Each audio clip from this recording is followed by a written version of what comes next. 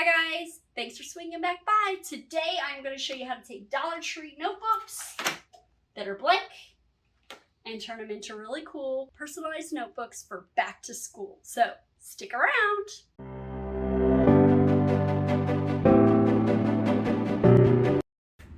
Hi guys, welcome back to my channel. Today we are going to talk about how to sublimate on the Dollar Tree notebooks. So I have a notebook and I have a composition book as well. So from what I understand, this is my first time doing it, so we're gonna learn how to do this together. I finally found these in stock. People were talking about them and I wanted to try to make some because I thought, oh, how neat that would be for my kiddos to have personalized notebooks for each subject or whatnot. So I kept looking for them.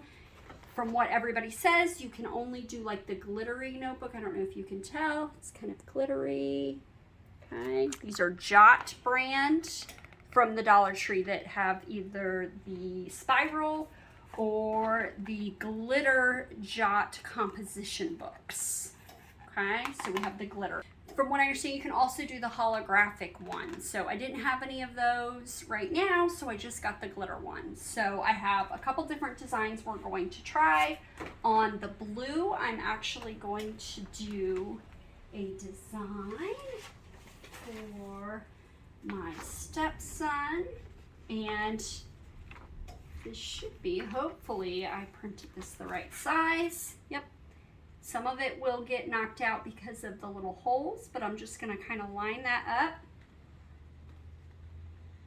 to make sure. And usually if you hold it up to the light, you can measure out your design, make sure that it's level, because you can see where it's going. So it's got a lot more width or length, so I'm going to pull it down, try to make it a little more even in the middle. So there's about a thumb and a little over a thumb at the top. So it doesn't go cover to cover, but that's okay. So I got this I got the design off of Etsy. It's really cool typographic one. It had like a cheetah print in the R for reading, and I filled it in with black because this one's for my stepson. I did do one for my his sister that the cheetah print is showing on her 5 for 5th grade. So I just figured I'd fill it in. I didn't realize that they had the cheetah print. I didn't look at the thing very well before I bought it, and I was like, oh, he probably doesn't want that. So I filled that in with black in Photoshop. I've got the design printed on my A7 paper, and you're gonna want to open the notebook, and we can kind of tape this on the inside. I just didn't want to accidentally have the tape rip, but we can just tape this once here and up at the top to make sure that it doesn't accidentally get loose. Ooh, and that's probably already starting to sublimate because that's really hot. So remember, your design when you're sublimating goes up, whoop, okay, and you want to hang your spiral off the side. So I'm going to hang the spiral off the side, but I want to make sure that my design is covered. So I'm going to go as close in as I can get. And then clean butcher paper on the bottom, clean butcher paper on the top. And we're doing 385 for 60 seconds. I forgot to check my, forgot to make sure if this was set. I'm going to hold this because I heard it'll fall.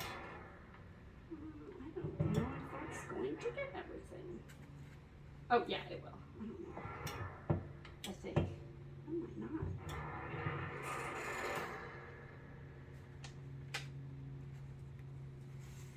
Let me see. I'm just going to pull that tape up so I can make sure. Oh, yeah. Okay. It's going to get, not the tape. I pulled the paper up just to see where it falls. Okay. It's going to be close. There we go. Okay. And we're going to let it go for 60 seconds. Remember, you don't want the spiral inside your press, and you don't want your whole notebook in there because you can just do just the cover. And I would think that it's not going to need the entire 60 seconds. To me, that seems like quite a bit. You want to make sure that the notebook that you're grabbing, that these are more the paper. They're not the plastic. They're paper just with like a poly glitter cover over them. If you get the plastic ones, they're probably going to melt here. Okay? So please make sure you're getting the paper, the Jot version. We're going to open this because I feel like 60 is a long time. Whenever I worry about that, I do 45, and usually that's enough. And I don't know, I can't tell if I can see the design through. Nope. Okay. You gotta push that in more. Okay. It needs a little bit more time, especially on the edge. So this may be something where I realize, okay, I cannot go as far close to the metal as I did because it's just really not getting on the edge there. So, or this could be an instance where, okay, that's a little bit better. There we go. I think I got it a little bit higher up there. So let's try that. This might be an instance where I want to use my handheld press. Might get it a little easier where I can get a little bit closer, or just make sure that you put your design a little closer to the flap edge instead of this edge, because I can see I'm having a little bit of trouble. I'm going to try it again. Ooh, I can smell it. And we may just have to go with it because, oh, hot. I don't even know what that looks like. Oh, it's so cute. Yes, I had a little bit of the ghosting there, but again, it's for my stepson. He's not going to care. And wow, is it hot out here. I am sweating to death, guys.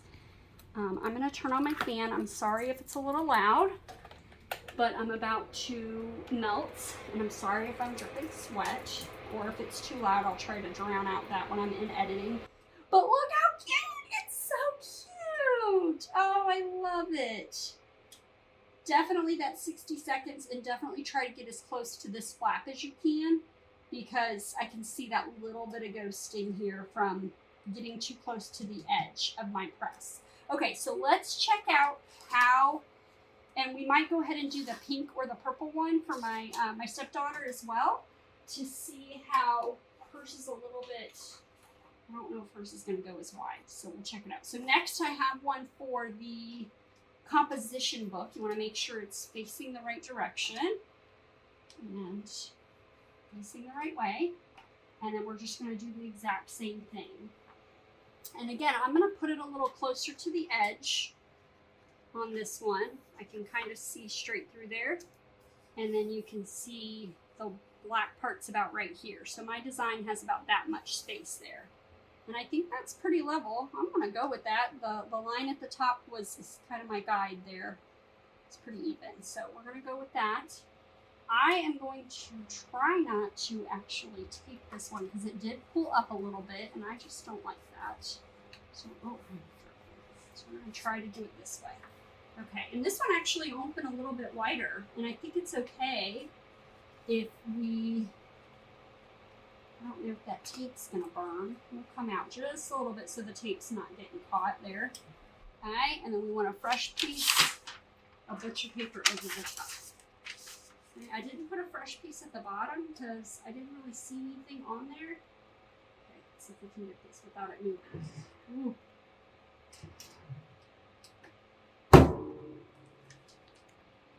See a design, and it didn't get on the black tape, so I think we're okay. So we're going to go again 385 for 60 seconds. I've got it probably at like medium pressure, a little bit heavier than medium, but not super heavy, because I feel like it would, you can see that this one already has just a little bit of a bend to it. So I think if we had used really heavy pressure, it would have made it would have made it curl a little bit, so let's not do that. But we can definitely put something heavy on it, like a yearbook or something, in the future. So let's see if my stepdaughter's is going to get messed up while we wait on that one. Hopefully I don't have hers too close to the edge. Nope, I think that one might work a little better. Okay, let's pull this up.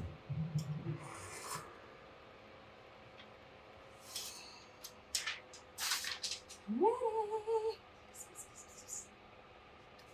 Oh, it's so pretty. A little bit of ghosting again toward the edge. So that is, whoo, that one is hot. Use your heat gloves. I have them somewhere around here. I don't even know where they went. Look how cute. Definitely the closer we get to this scene, we're definitely seeing a little bit more of that ghosting.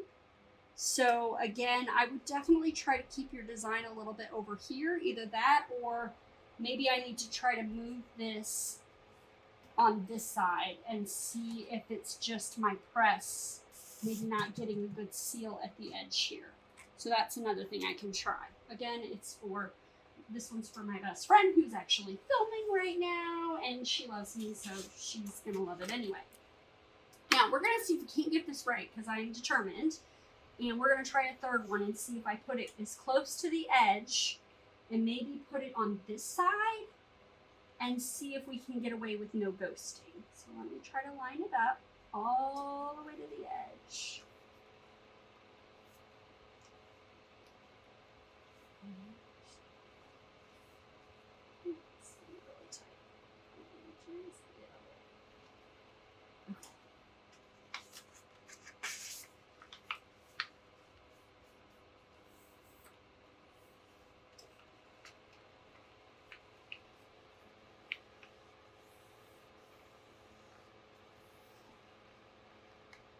Alright, I'm going to see how well this one goes.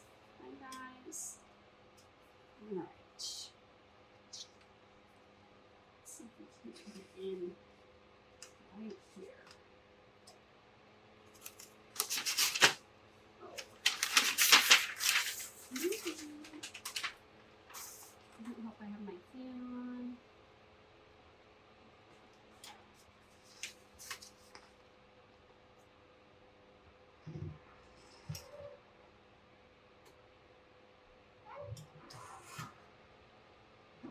I'm going to tighten it just a little bit.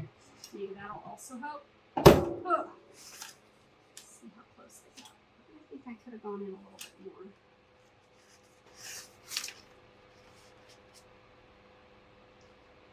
Okay. Let me see.